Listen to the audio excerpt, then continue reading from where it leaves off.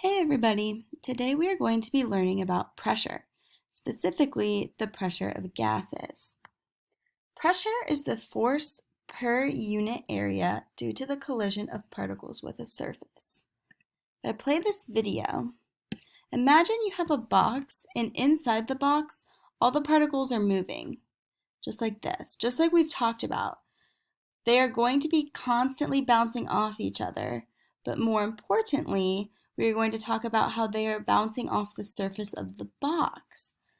The more collisions there are, or the harder the collisions are, the greater force they are going to apply to the wall of the box, and therefore the greater the pressure that we are going to observe. So again, if you see these particles are bouncing off the wall, if they are bouncing off harder, or if they are bouncing off more often, they are going to have a greater force, therefore a greater pressure. So how do we measure pressure? We are going to start by learning how we measure atmospheric pressure. And we measure that using something called a barometer. We use particular tools depending on what we are measuring the pressure of, but in this case, we are going to measure the air of the pressure in the atmosphere all around us. This picture that I'm going to draw is an older barometer because it is easier to visualize what is going on. And some of the units we still use today are actually derived from this barometer.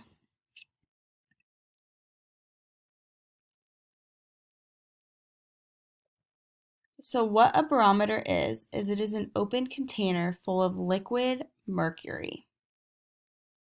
So let's say this is a bowl right here of liquid mercury. Mercury is an element that has the symbol Hg. So when I write Hg, I'm referring to mercury. So into the bowl of mercury is placed a long, thin tube with one open end and one closed end. You fill it up with mercury and then flip it over so that the open end gets submerged right here. Okay, the open end gets submerged right here, and the closed end is up here. When you do this, the mercury level in the tube will fall at first and then it will stop. Above the mercury in the tube, there is nothing. It is a vacuum. Okay, there are no particles there. There's no air in there. It is just a vacuum, empty space. What keeps the mercury from falling down is the pressure of the air particles out here. The pressure of the air particles from the outside. They're pushing on the mercury in the dish and pushing it up into the tube. So it's pushing down into the mercury in here and it's pushing it up into the tube. The harder the air pushes from the outside, the farther up the tube the mercury will rise. So high pressure or higher pressure equals a tall column of mercury. So the higher up in the tube the mercury is pushed, the higher the pressure, and vice versa. So for low pressure, there is a shorter column, so the mercury would not go as high. Okay? The unit for this pressure is millimeters of mercury. So in this tube, you just measure with a ruler how tall the mercury went in the tube. So millimeter. And it's millimeter Hg. Okay? Millimeter of mercury. Now let's talk about something called standard pressure. Standard pressure by default is the pressure at sea level on a normal day, any typical day. Standard pressure, which is the height of the column back here, is 760 millimeters mercury. Okay? So standard pressure for a barometer is 760 millimeters of mercury. This same measurement can be expressed with different measurements. It can be expressed with different units, but these all mean the same thing. So let's go through the list, but keep in mind, these are the same pressure. They are all standard pressure and hold the same value. So we have the 760 millimeters of mercury. We also have 760 torr, 101.3 kilopascals, 14.7 psi, and 1.00 atmosphere. That's my favorite. 1.00 atmosphere. Okay, we also have something called STP, or standard temperature and pressure. So this is when a particular set of conditions happen.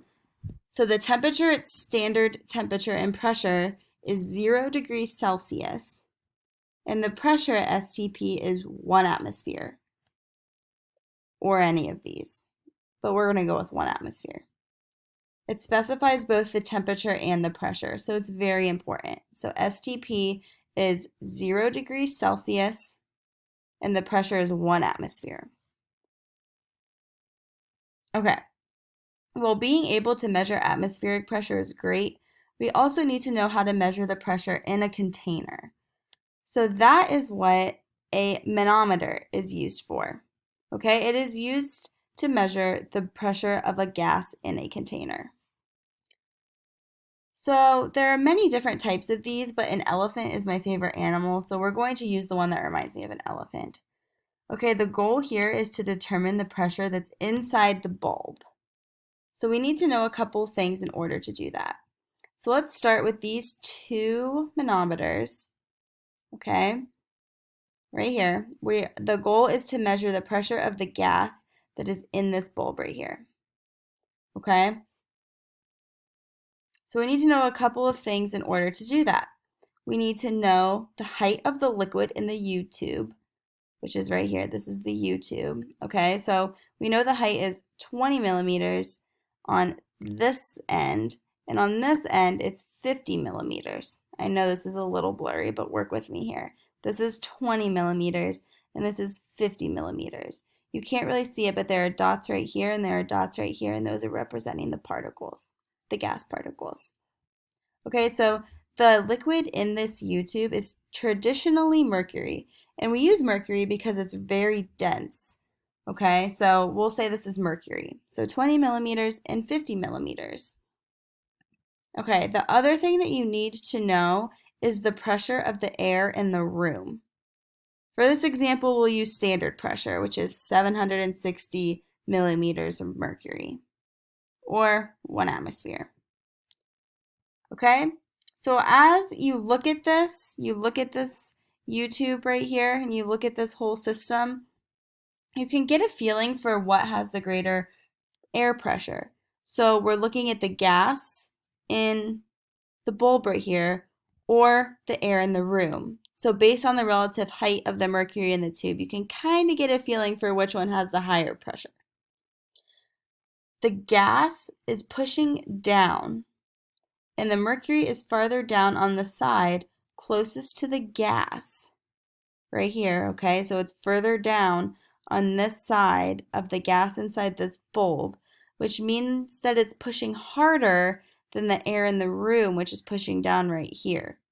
So this is pushing down harder than this, and that's kind of evident from the mercury being so much lower on this end than this end.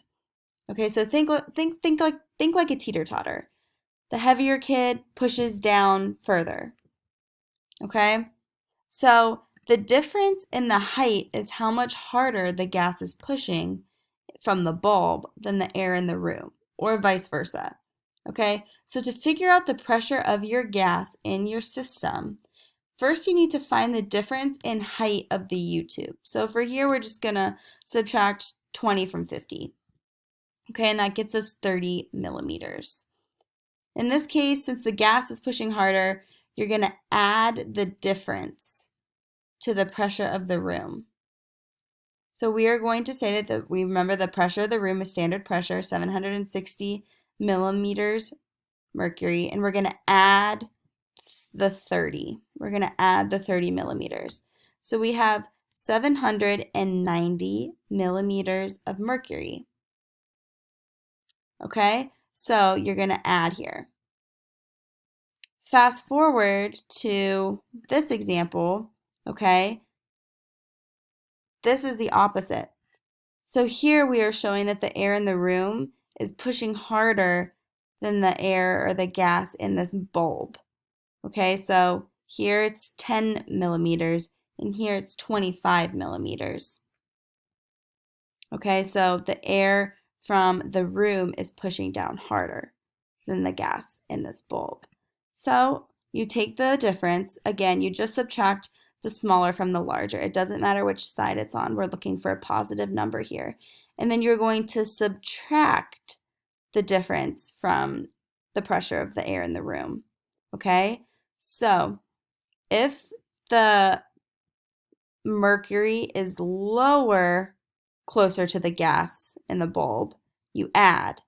If it is higher, closer to the gas in the bulb, you subtract. Okay? The last thing that I want to talk about is converting between units of pressure. And remember, I gave you all these units. Okay, so we're just going to learn to convert.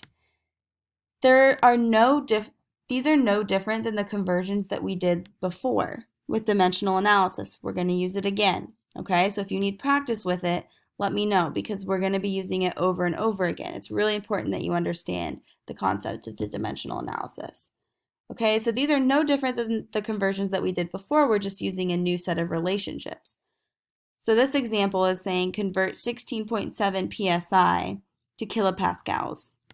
Okay, so again, you start with what you're given in the top left, okay? And then remember what we do next, we put the relationship next, but we want our units to cancel. So we know by looking right up here that 14.7 psi equals 101.3 kilopascals.